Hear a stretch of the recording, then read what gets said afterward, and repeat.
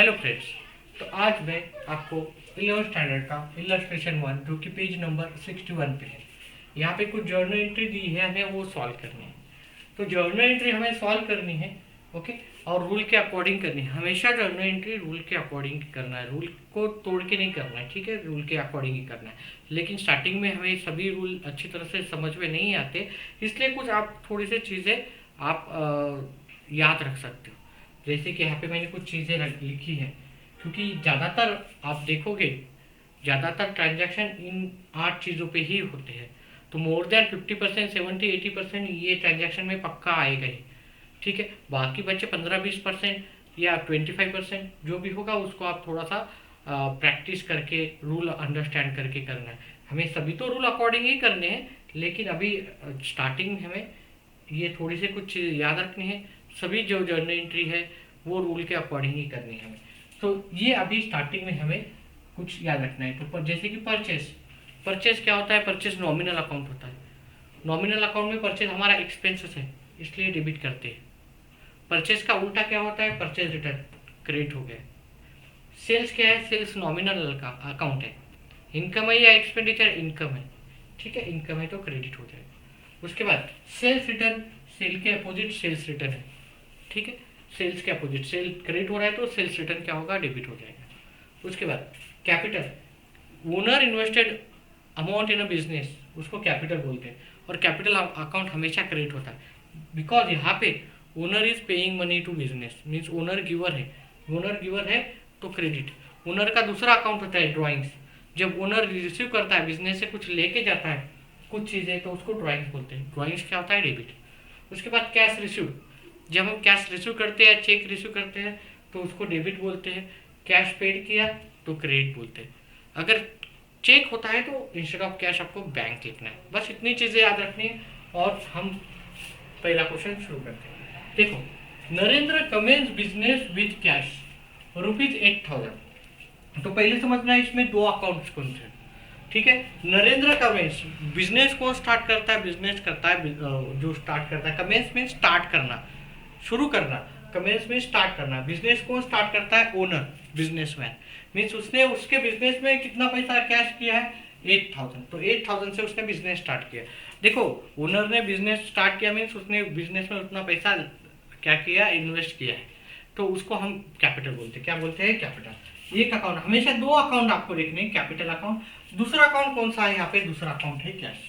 याद रखो, दूसरी एक चीज याद रखो, जहाँ पे कोई भी अकाउंट नहीं होता वहाँ पे कैश होता है। यहाँ पे तो कैश दिया है उन्होंने सीधा सीधा। अभी मैंने आपको क्या बोला है कि ये चीजें आपको स्टार्टिंग में याद रखनी है।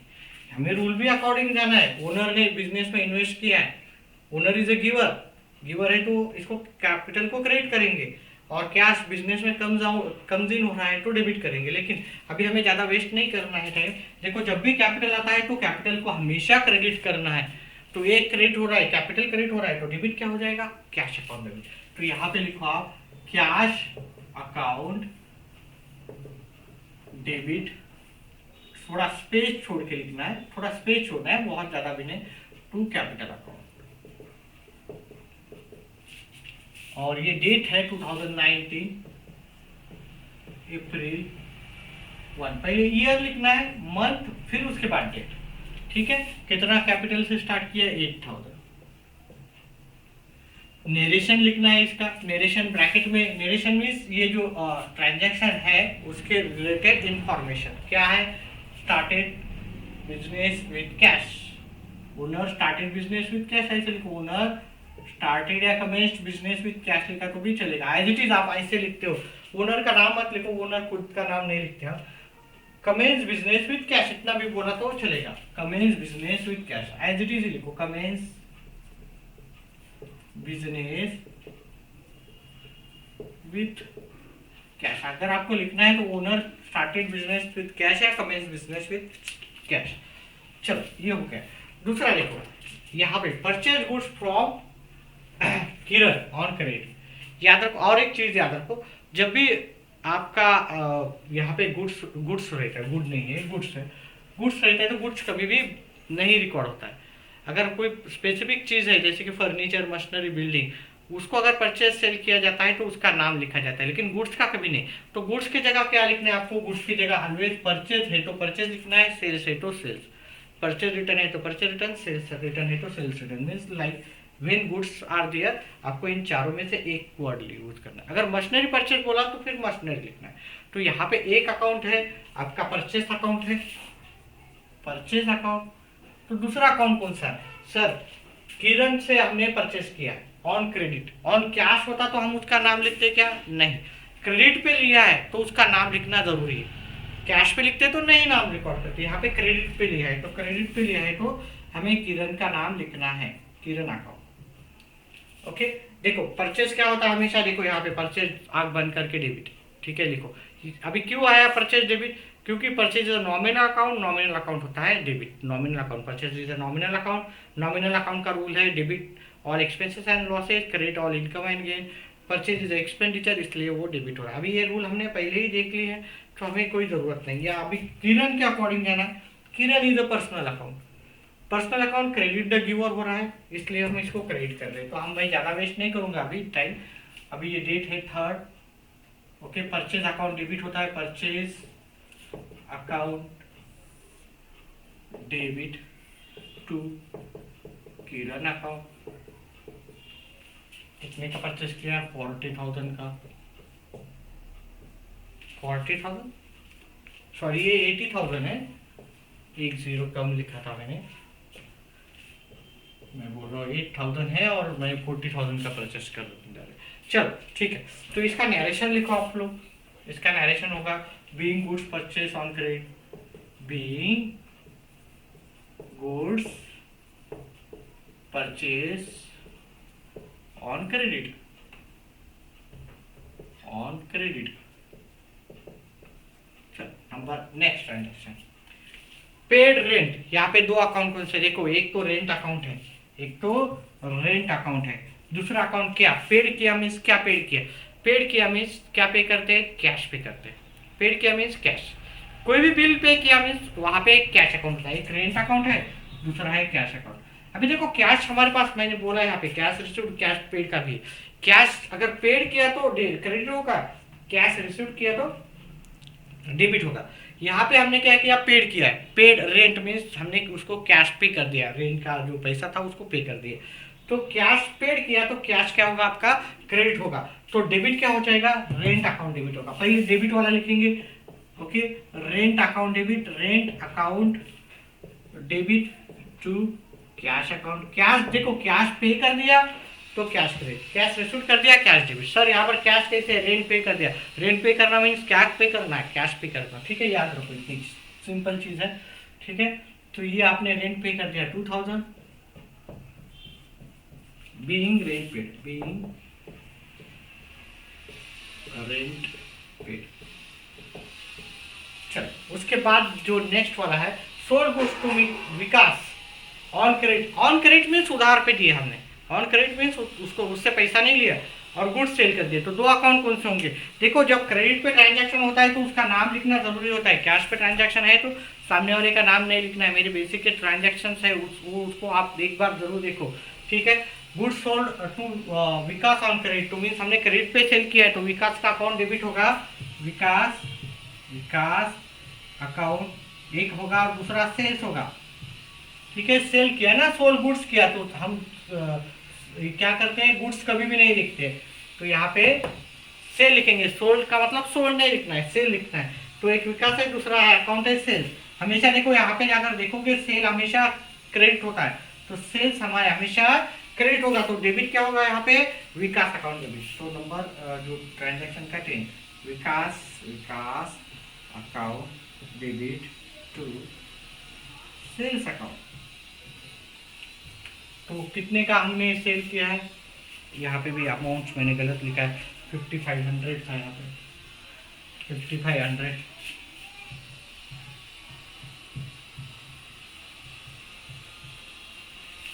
Being goods sold on credit. देखो क्रेडिट पे सेल किया इसलिए इसका नाम लिखा है विकास का। अगर कैश पे सेल करते तो विकास का नाम लिखते क्या, विकास का नाम लिखने की जरूरत नहीं होती कैश पे, ये क्रेडिट पे सेल किया है, इसलिए उसका नाम लिखना जरूरी है। चलो नेक्स्ट 5th वाला ट्रांजैक्शन देखते हैं। परचेज फर्नीचर, अभी क्या किया है, परचेज फर्नीचर किया है और वो भी जीएसटी पे। देखो परचेस किया है, परचेस वाला तो परचेस लिखना है, लेकिन कब लिखना है, जब गुड्स है तो। ये स्पेसिफिक असेट है, स्पेसिफिक। देखो अगर गुड्स है तो ही उसकी जगह परचेस लिखा जाता है। ओके, गुड्स है तो गुड्स का नाम नहीं लिखा जाता है, लेकिन कोई स्पेसिफिक असेट है, machinery, building, furniture, okay, stationery, कुछ भी है, ओनली अदर देन गुड्स, जो भी परचेज करते हैं उसका खुद का नाम लिखा जाता है। तो यहाँ पे आपको परचेज लिखना है या फर्नीचर लिखना है, यहाँ पे मुझे फर्नीचर लिखना है, ठीक है। तो यहाँ पे मैं अभी यहाँ पे थोड़ा सा ये इरेज कर लेते हैं।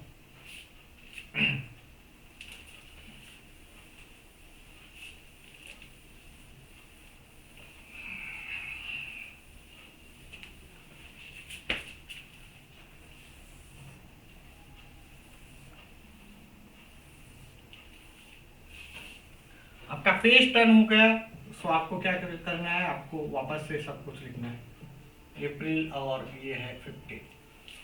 सो परचेज फर्नीचर किया, आपका फर्नीचर डेबिट होगा, ठीक है। Purchase furniture account debit.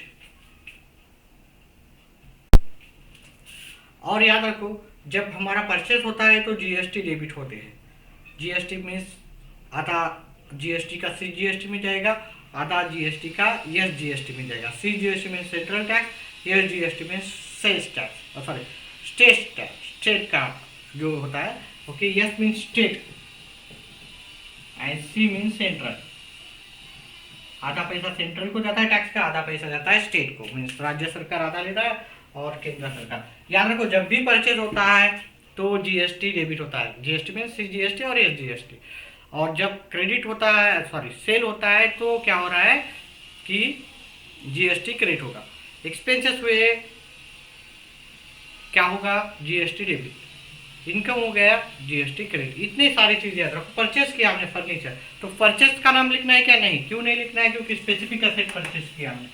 तो यहाँ पे furniture account debit, furniture account debit, ठीक है। यहाँ पे किसी का नाम नहीं या फिर और कैश होगा, लेकिन फर्नीचर परचेस किया, परचेस के टाइम पे जीएसटी है तो सीजीएसटी अकाउंट डेबिट, यह GST account debit to cash account. देखो किसी का नाम नहीं दिया, इसका ही मतलब है हमने उसको पे कर दिया होगा, उसका नाम लिखने की जरूरत ही नहीं पड़ी हमें, ठीक है। तो 30,000 का हमारा फर्नीचर था, उसका 18% है जीएसटी। 18 का आधा कर दो, 9% होता है। 18 का जितना भी है उसका आधा कर दो, 18% जीएसटी है तो उसका आधा सीजीएसटी होता है, आधा एसजीएसटी होता है। आधा क्या होता है, एसजीएसटी। तो ये 9% सीजीएसटी, 9% एसजीएसटी होगा, ठीक है। सो इसका आप 9% करोगे तो 2700 आ जाएगा, यहाँ पे भी 2700 आ जाएगा, और ये फिर टोटल करके आपको 35,400 आपको क्रेडिट साइड में लिखना है। देखो जितना भी डेबिट है उतना ही अमाउंट क्रेडिट होता है। अभी जैसे जैसे क्वेश्चन आप सॉल्व करोगे ज़्यादा से ज़्यादा, वैसे वैसे आपको ट्रांजैक्शन या सब अकाउंट समझ में आ जाएगा। तो जितना भी डेबिट होता है उतना ही अमाउंट क्या होता है, क्रेडिट होता है। चलो उसके बाद इसका नरेशन लिखना है। बीइंग, देखो ट्रांजैक्शन में आप पूरा का पूरा एज इट इज लिख सकते हो। अभी यहाँ पे गुड्स नहीं परचेस किए, इसलिए being purchase furniture at 18% GST. Being furniture या परचेस फर्नीचर कुछ भी लिखो, ऐसा कोई यहाँ पे कंपल्सरी नहीं था। सर इधर उधर हुआ, थोड़ा रॉन्ग आए तो चलेगा, रिलेटेड लिखना है यहाँ पे narration. Being purchase furniture, purchase furniture, narration आपका थोड़ा रॉन्ग आए तो भी कोई इश्यू नहीं है। Furniture at 18% GST. Then received a bearer cheque from Vikas. देखो बियरर चेक हमेशा क्या जैसा होता है, मीन्स आप किसी को भी दूसरे लोगों को भी दे सकते हो, मीन्स उसका पैसा जो कोई भी उठा सकता है उसको बोलते हैं bearer cheque. Bearer cheque means आपने पैसा क्या चेक लिया है, वो चेक का पैसा किसी के भी नाम का हो, कोई भी पैसा विड्रॉ कर सकता है। मीन्स मेरे नाम का चेक है तो कोई दूसरा भी विड्रॉ कर सकता है। और एक क्रॉस चेक होता है, अगर मेरे पास मेरे नाम का चेक है तो फिर मुझे वो बैंक में से मुझे ही जाके ये करना पड़ेगा, मेरे अकाउंट में चला जाएगा। क्रॉस चेक मेरे अकाउंट में डायरेक्टली चला जाता है पैसा। लेकिन बियरर चेक में इमीडिएटली मुझे पैसा मिलता है, बियरर चेक यहाँ पे। सो रिसीव पैसा हुआ, देखो चेक रिसीव हुआ विकास से, ओके मीन्स चेक रिसीव हुआ मीन्स कैश रिसीव हो रहा है, ठीक है। ये क्या क्या हो रहा है, किसी ने पे कर दिया, रिसीव किया हमने। बियरर चेक को कैश कंसिडर किया जाता है, कैश रिसीव किया तो कैश अकाउंट क्या होता है, डेबिट होता है। तो विकास अकाउंट क्या होगा, क्रेडिट होगा। Cash account debit, cash account debit to Vikas account, Vikas account 2016 debt है और वीकली अमाउंट है 25,000, ठीक है। उसके बाद paid to Kiran by cheque, हमने किरण को चेक दे दिया, ठीक है, चेक दे दिया। तो यहाँ पे ओके देना बैंक का चेक दे दिया, किसको दिया, किरण को, ठीक है, किरण को दिया। Kiran is the personal account, Kiran is the personal account, Kiran is the receiver, receiver को हम डेबिट करते हैं। तो देना बैंक को क्या करेंगे, क्रेडिट, क्रेडिट, ओके। किरण अकाउंट डेबिट, किरण अकाउंट डेबिट। देखो दो अकाउंट पहले फाइंड आउट करने, किरण अकाउंट है और एक देना बैंक, बाय टू देना बैंक अकाउंट, देना बैंक अकाउंट। किरण अकाउंट डेबिट होगा 20,000 से और देना बैंक होगी 20,000। यहाँ पे नरेशन लिखना भूल गया मैं, being bearer cheque receive, bearer cheque receive, being paid, cheque paid, cheque paid to Kiran. Last salary paid, salary paid में एक अकाउंट तो पता चल रहा है सैलरी, सर दूसरा अकाउंट कौन सा है, दूसरा अकाउंट कैश अकाउंट है। दूसरा अकाउंट कौन सा है, कैश अकाउंट। जहाँ पर कोई भी अकाउंट नहीं होता है, सैलरी पेड करना मीन्स क्या होता है, कैश पे करना है। अगेन मैंने दूसरा बोला था, अगर जहाँ पे कोई भी अकाउंट नहीं होता वहाँ पे कैश अकाउंट होता है। तो सैलरी पे किया मीन्स क्या किया हमने, कैश पे कर दिया। सैलरी पे किया मैंने मीन्स हमने क्या कर दिया, पे कर दिया कैश। भी एक तो सैलरी अकाउंट है, दूसरा कौन सा अकाउंट होगा, फिर कैश। देखो cash is a real account, cash real account, हमारे पास से पैसा जा रहा है, तो पैसा जा रहा है तो कैश इज गोइंग आउट, तो उसको क्रेडिट करेंगे। वैसे भी हमने यहाँ पे लिखा कैश पेड किया तो कैश क्रेडिट होगा, कैश रिसीव होगा तो कैश डेबिट होगा। Cash is a real account, credit what goes out, तो हम कैश को क्रेडिट करेंगे, सैलरी को डेबिट करेंगे। सैलरी, एक अकाउंट अगर क्रेडिट समझ में आ गया तो दूसरा अकाउंट ऑटोमेटिकली समझ में आता है, debit. Cash account debit to, sorry salary account debit to cash account. Amount है 5,000, being salary paid, being salary paid, salary paid, ठीक है। इस तरह से हमारा ये पहला क्वेश्चन हो गया। अगर वीडियो अगर समझ में आ गया तो प्लीज़ वीडियो को लाइक एंड चैनल को सब्सक्राइब करना मत भूलो। Okay, thank you for watching.